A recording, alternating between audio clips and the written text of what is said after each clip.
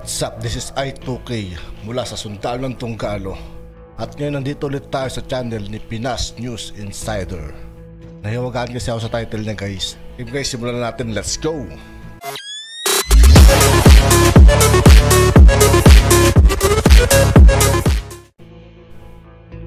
Ito ang balita ngayon. Trending ngayon sa mundo ng social media.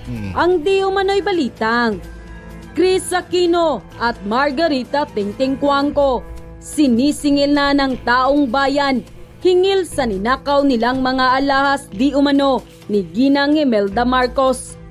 Kris at Tingting Cuangco sinuot pa ang mga alahas ni Ginang Imelda Marcos sa isang high-profile magazine. Pero ngayon ay hindi na niya ito makita sa publiko. Miss Lita Gadi, kayang patunayan ang mga pagnanakaw ng mga Aquino at Cuangco sa Malacanang.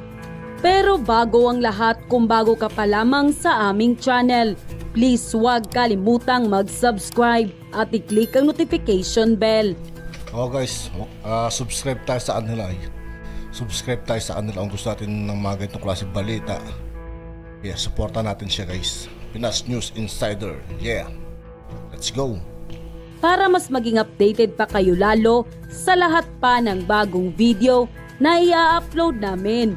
At eto na nga mga kababayan, isang malaking pasabog na naman ang ginawa ni Miss Rita Gadi matapos niyang sabihin sa kanyang vlog na isa si Margarita Tingting Cuangco na hipag ni Cory Aquino na pumasok sa Malacanang nung umalis na ang mga Marcos para ipatapon ni Cory sa Hawaii. At nang makalabas na si Cory ay may mga daladala na itong mga suitcase.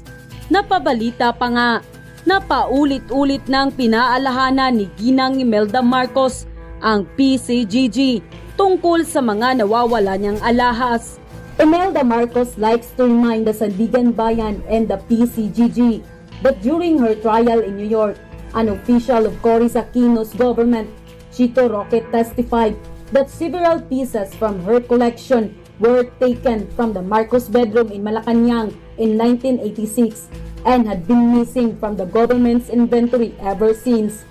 Imelda said on the record that 34 Louis Vuitton suitcases were taken from the palace without proper authorization and inventory by Mrs. Tingting Cuangco, the sister-in-law of Cory and the aunt of Noynoy.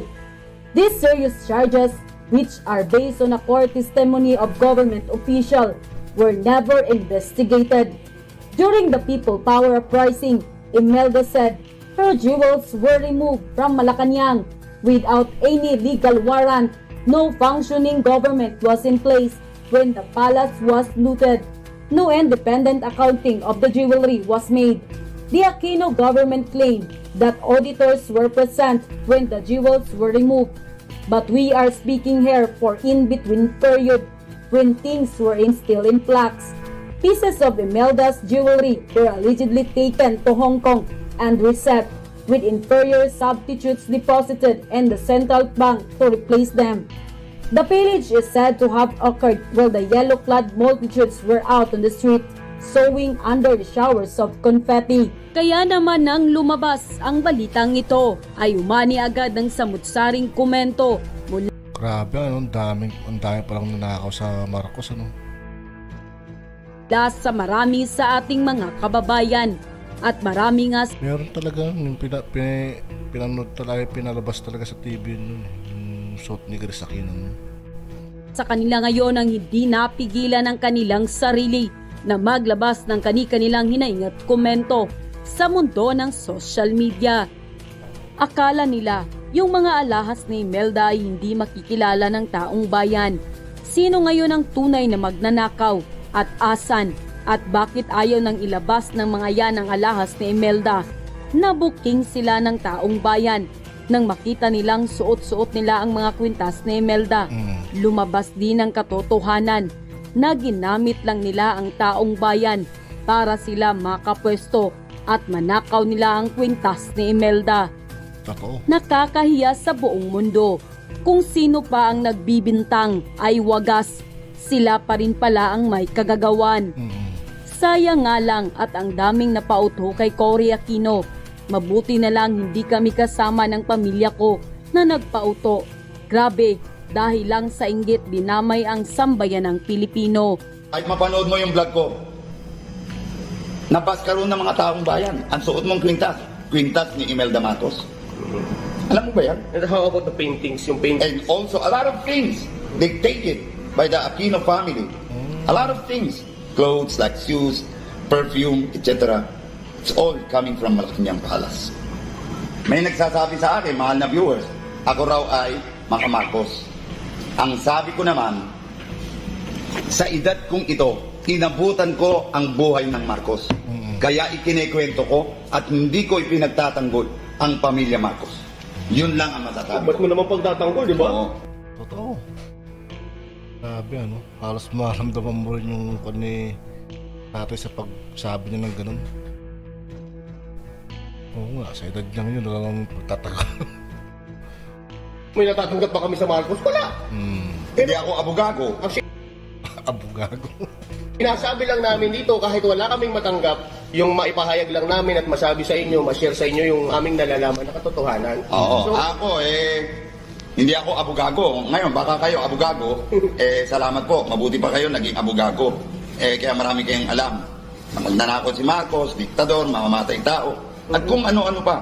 At ngayon yung anak naman tatakbong presidente. Panay ang awa nyo, panay ang paninira nyo. Ewan ko. so talagang tayo Jimmy, no? Yung sinasabi ni President Duterte na talagang si President Marcos ay talagang isang magaling na presidente. So kagandahan lang nun tayo, no? Si President Duterte talaga inabot niya rin yung pamamalakad niya. No? Kayo, check this out. Baka wala sa social media yan. Na hindi nyo alam na si Fabian Ver Marcos at saka itong si Ninoy magkakaibigan. Kita nyo? Baka hindi nyo alam yan. Aral-aral para matuto mga galunggong, puro kayo yaw-yaw. Bakit ipapapatay ni Marcos si Ninoy? Oo. At ipinatong ang kaso kay Fabian Ver. Mabuti nakabalik dito si Fabian Ver sa Pilipinas at dito sa Pilipinas namatay. Yung taong tapat kay Ferdinand E. Marcos. Nalagpasan niya ang 2 balimbing. At sino yun? Huwag ko nang banggitin. Si Benta Boys. Benta Boys. Si Benta Boys. So yun, no? Pati Roppongi. Kala mo hindi ko alam, Benta Boys? Ang Roppongi, pag-aari ng Pilipinas. Petron tayo yung Petron na 90s na benta. No? Roppongi. Ano yung Roppongi? Pag-aari ng Japan. Sa Japan nga, yes. Pag-aari ng Pilipinas. Dahil yun ang ginamit ng Japan. Dahil medyo kapos na sila sa bala, yun ang pinambayad sa World War II na na-damage na nagawa sa Pilipinas. Pati mga vloggers nadagdagan ng kaalaman. Isipin nyo guys, no? Ang Japan nagbayad sa Pilipinas. Bayad sa Pilipinas. Bayad yun. So sasabihin natin, papakanan natin yung mga ninako. Kaya nung umupo, si Benta Boys, lumipad ng papuntang Japan, ibinenta. Kaya nung natunugan ng Japanese government, bayad ka agad.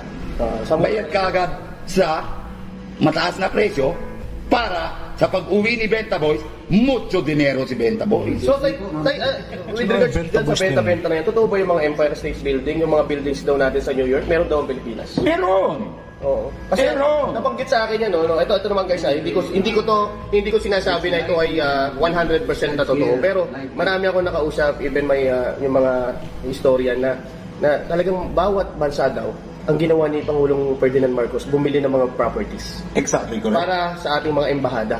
Pero parang hindi naman nababalita yung mga properties na yun. Hindi ko alam kung itinatago ba sa atin. No, baka hindi nabenta yun. na. Siyempre, yung mga upo, mga gahaman, sige na, benta na natin yan. Ito, wala naman silbi yan. Benta. Okay guys, habang nagkikwentuhan tayo, kasi galing naman kami din sa kainan. Ito ngayon, na-store ko lang namin sa Jimmy. Hindi mo na. You can imagine, walang ginawa itong Benta Boys na ito, benta rito, benta roon. Pero hindi nyo alam, nagpundar ang ating mahal na presidente na Ferdinand E. Marcos upang ang mga embahada na yan maging matiwasay at magandang tirahan ng mga empleyado ng gobyerno. Subalit, anong nangyari? Why don't you try to check it out? So totoo may mga pag-aari tayo. Meron ang dami. Pero yung sinasabi ng katulad niya na tayo, no? yung sinasabi niya Singapore na yan, bakit nagtataka ako dyan sa Singapore na yan? Na dati naman, nung ang Pangulong Marcos, hindi tahimik yan. Bakit nung nawala si Pangulong Marcos, sinasabi niya na magnanakaw si Marcos, diktador si Marcos. Yung Prime Minister na namatay niya. Okay. Ang Singapore nung araw ay laglag. Ibig sabihin, ang Singapore ay walang perang pondo. So, ginawaan ni Ferdinand E. Marcos, tulungan ng Singapore. That's why yung Prime Minister ng Singapore bilib na bilib kay Ferdinand Marcos at inidolize yan. So, in a short time, umunlad ang Singapore. So, what can you say about that? Ewan ko lang. Siguro, marami na nakakaalam dahil meron ng YouTube, meron ng social media, 170 countries who own this country. May utang. Maliit na bansa ang Pilipinas, Pero may utang sila. pero maraki ang utang nila. Lalo na yung mga impaktong puti na balat. Puti ang balat. Wala nang iba yan. Guys, ito- Ang Amerika, worth billion of US dollar. At yun na nga mga kababayan, ano na ang masasabi mo? Kung Grabe mga kinuha sa mga Marcos, ano? Mga ninakaw sa kanila, ano? Kaya dapat lang talaga bawiin din talaga. Lalo na yung mga alahas, di ba? At doon nga po nagtatapos ang ating reaction video. Yeah, maraming salamat sa patuloy na sumusuporta. Muli ako po si I2K ng Sundalo ng Tunggalo. Peace out.